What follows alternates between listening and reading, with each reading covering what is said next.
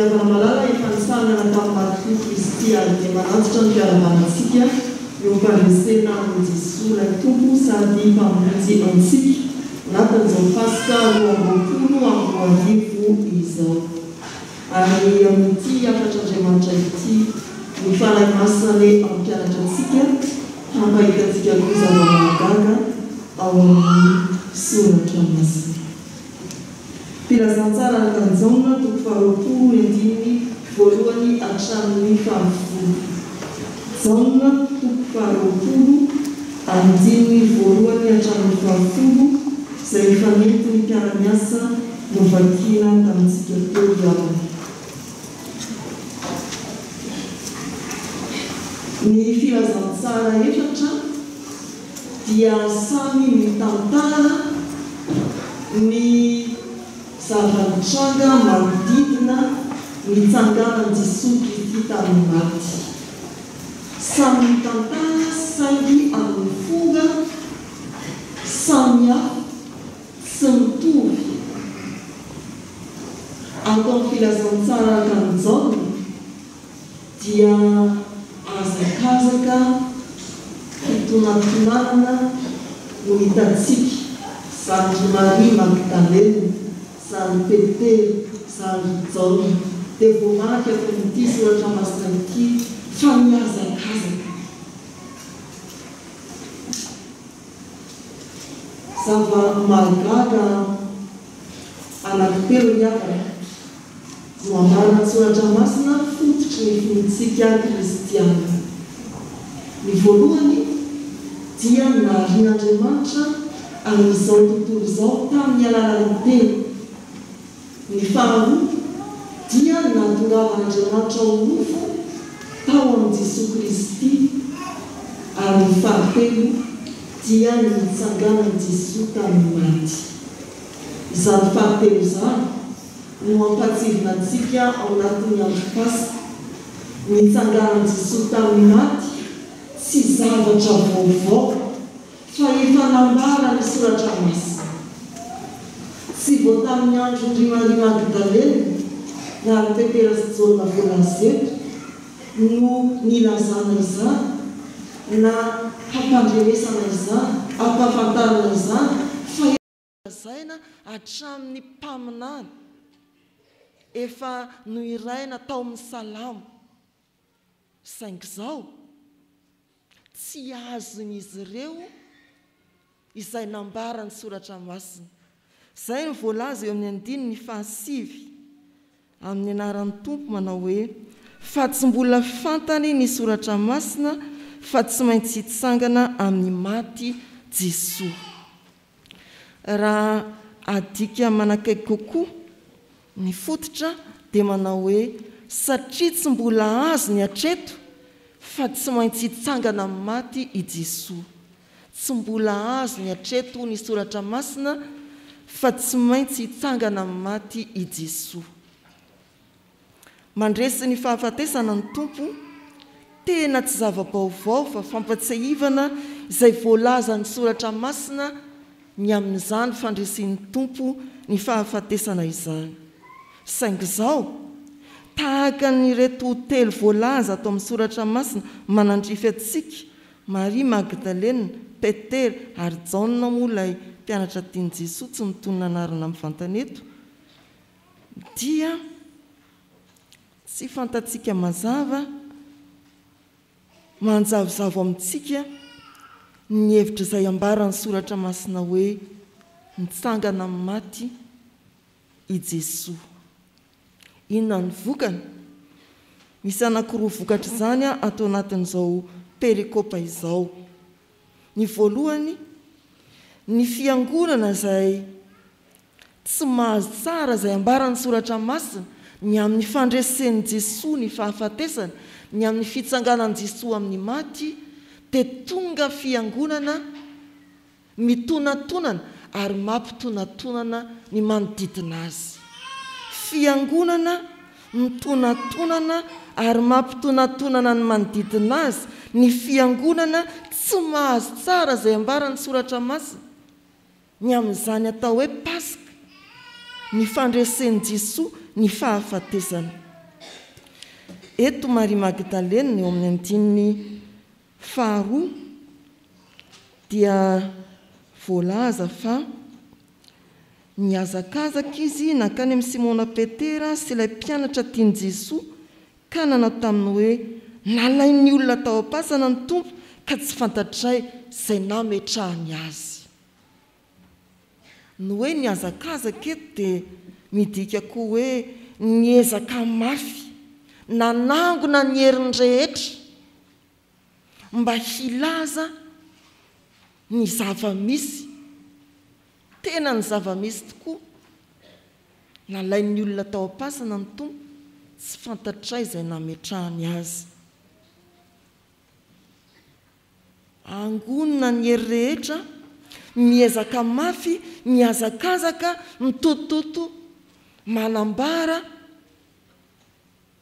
vaovao tsy marina, filazantsara tsy izy, fanambarana diso. Miezaka mafy tokoa ry havana ilaza vaovao tsy marina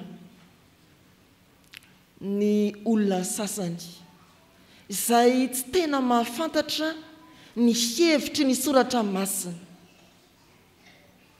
Tena miezaka amin'ny heriny rehetra, amin'ny fomba rehetra. Ary maro koa ny olona izay mandre ny filazan'izy ireny ny amin'ny vaovao tsy mahapototra, tsy fantatra mazava, no tonga mitonatonana. Mipasika tsy atody, tsy chocolat, ina moa dikany chocolat amin'ny teny malagasy, ohatran'ny tsisy chocolat, tsy bitro, tsy izany ny Pasika. Fa ny Pasika dia Jesoa nandresy ny fahafatesana. Jesoa manafaka antsika amin'ny fahotana. Jesoa mametraka antsika handova miaraka aminy ny fahavelomana, ny fiainana mandrakizay. Izany no ambarany soratra masina. Izany ny zava-mahagaga lazainy ny soratra masina. Tsy hoe izay eritreretinao, tahaka ny an'i Maria Magdalena no hoe misy naka tao am-pasana ny tompo, tsy fantatray izay nametrahany azy. Tsy izay fahitanao na ny feritreretanao no ndeha hotoriana, no ndeha hazavaina, no ndeha ambara, fa ny marina araka ny soratra masina. Jesoa mandresy ny fahafatesana. Izay antsona ny fiangonana amin'izao fankalazana an'Andriamanitra no ny fahatsiarovana nandresen'i Jesoa ny fahafatesana izao dia ny hoe tory marina ny filazantsara. Nandresy ny fahafatesana ny tompo. Aza toriana amin'izay fiheveranao ny soratra masina, ndrao mampitonantonana olona ianao. Aza lazaina arak'izay tianao hanambarana azy ny filazantsara, ndrao mahadiso hevitra ny hafa ianao. Ny Pasika dia fantaro ary torio fa Jesoa nandresy ny fahafatesana. Ny Pasika dia fantaro ara-tsoratra masina ary ambarao iezao mafy, angony ny herinao rehetra, miazakazaha, torio aingana. Fa efa resy ny fahafatesana. Ampaherezo ireo mbola miorooro manoloana ny fahafatesana, fa efa resy izany ary mandova ny fandresena ao amin'i Jesoa Kristy isika. Fa ny faharoa izay vokatry ny tsy fahalalana ny soratra masina ry havana dia ny fahadisoana eo amin'ny fotom-pinoana.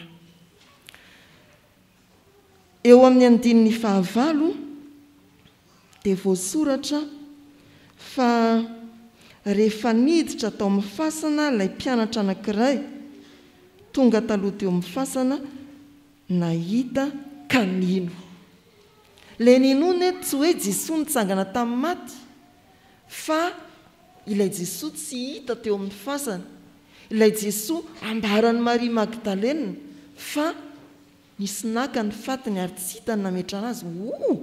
Tena tsy ato tokoa ireo ny lamba itsy ilay amama na mosara na matorana ny vavany valina tsara etsy tena tsy ato i Jesoa ny fatiny Jesoa nisy naka diso amin'ny fotom-pinoana adino ny ambara ny soratra masina ratsaivina ny salamo 120 tsy ho fonao ho any amin'ny fiaina-tsy hita ny haiko dia efa nilazany amin'izany ny Isaia 5:20 izay fanitariana antsika hatrany am-piandohana ary mbola nantsanterina tao amin'ny fotoanany ankizy sy ny tanora dia efa manambara ny fanafoana an'Andriamanitra mandrakizay ny amin'ny fahafatesana saingy izao nampianatra ny amin'izany koa i Jesoa rehefa nifanerasera tamin'ny mpianatra ombieny jerentsika ohatra ny Marka 7:10 voambara ao amin'ny soratra masina io fa tena tsy azo ny mpianatra izay nilazain'i Jesoa ny amin'ny fitsanganana amin'ny maty. Ny Marka 7:10 izao ny voasoratra amin'ny anaran'ny Tompo.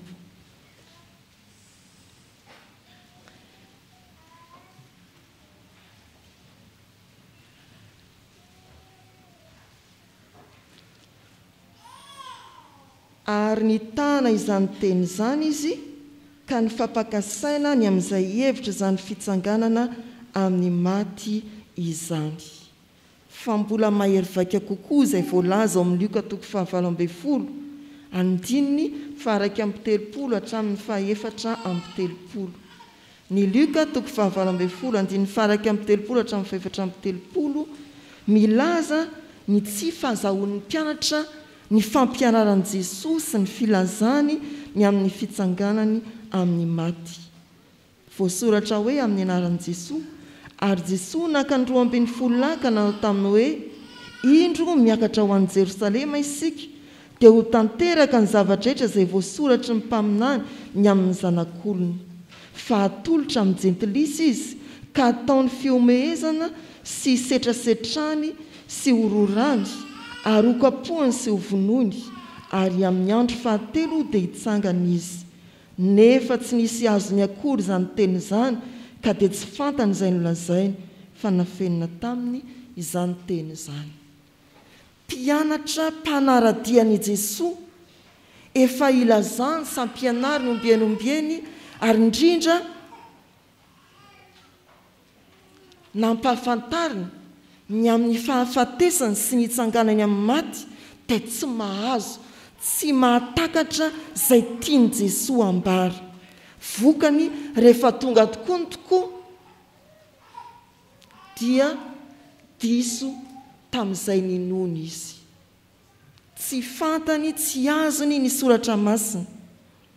Nanorina ny finoany tamin'ny zavatra hitany masony Petera sy Jaona, ary eo amin'ny andininy 5:20 Tomasy koa dia tahaka izany. Raha tsy hitako eo amin'ny tanany ny olatry nomboana ka ataoko eo amin'ny olatry nanomboana ny ratsan-tanako ary ataoko eo amin'ny lanovoany koa ny tanako dia tsy mba ino aho. Tsy mino raha tsy mahita ary manorina ny finoana amin'ny fahitana. Io ry havana ny efa nahavono mafy antsika zanak'olombelona nanomboka tany amin'ny Genesis 1:7. Tsy mba nandray tamin'ny finoana ny tenin'Andriamanitra, tsy nahazo tsara ny soratra masina, fa voasariky ny fahatsarany ny zavatra hita, ary hitandra vehivavy fa tsara ho fihinana ka tena lainy ny voankazo. Ny finoana dia tsy mifototra amin'ny fahitana, fa mifototra amin'izay ambara ny soratra masina. Ndrao diso amin'ny fototry ny finoanao ianao. Misy ry havana ny fiangonana dia variana amin'ny hita maso. Misy voarebireby ny azo tsapaitanana. Misy voasaringotry ny atao hoe tsy mitory raha tsisy pirofo. Misy tafiditra anaty araton'ny toriteny sy ny fampianarana tsy misy fotony. Amin'ny fahaizany miresaka, amin'ny fahaizany miteny ny mpitory, amin'izay fahalalana dia betsaka ny toandry Petera Jauna miazakazaka mijery lambapaty mosaratsara valony fa tsy miazakazaka mandalina ny soratra masina, miaina amin'ny soratra masina ary mitoromarina ny soratra masina. Izay antsonantsika tandremo, vakio, ianaro ary iaino ny soratra masina mba tsy andehananao amin'ny lalan-diso, mba tsy ho lavo amin'ny finoana, tsy marim-potitra ianao ka iainga amin'ny hita maso sy ny azo tsapaitanana ny finoanao. Finoana tsara orina amin'ny soratra masina dia ny soratra masina irery ihany. Izany no finoana azahoana miasa ho an'ny fanjakan'Andriamanitra, mitory ny filazantsara, miorena tsara, aza miova maefabe amin'ny asan'ny tompo. Amin'izao pasika izao ry havana dia misaoran'Andriamanitra fa nanangona ny herinao rehetra ianao teo ambany fitarian'Andriamanitra, tsy nankany amin'ny fasana hijery mosoara na lambapaty tsara petraka, fa nakaty am-piangonana mba hibanjina ny azo fijalian'i Kristy, ilay fanandresy ny fahafatesana. Amin'izao andro pasika izao dia niditra ty am-piangonana ianao mba hahita ny fandresen'i Jesosy ary handray izany fandresena izany entinao mamakivaky ireo endrim-pahafatesana rehetra eo amin'ny fiainanao manokana sy ny ankonanao ny firenentsika en'izao tontolo izao. Voalohany, torio ara-tsoratra masina ny filazantsara ny Kristy, ilay nitsangana tamin'ny maty, mba tsy hitonantonana ianao na hampitonantonana ny manodidina anao. Ary ny faharoa, mandihana aoreny tsara araka ny voalaza ao amin'ny soratra masina ny finoanao, mba hahery ianao ary hahefabe amin'ny asan'Andriamanitra. Ho an'ny tompo ny voninahitra ny teny hiorina ao anatintsika. Amen.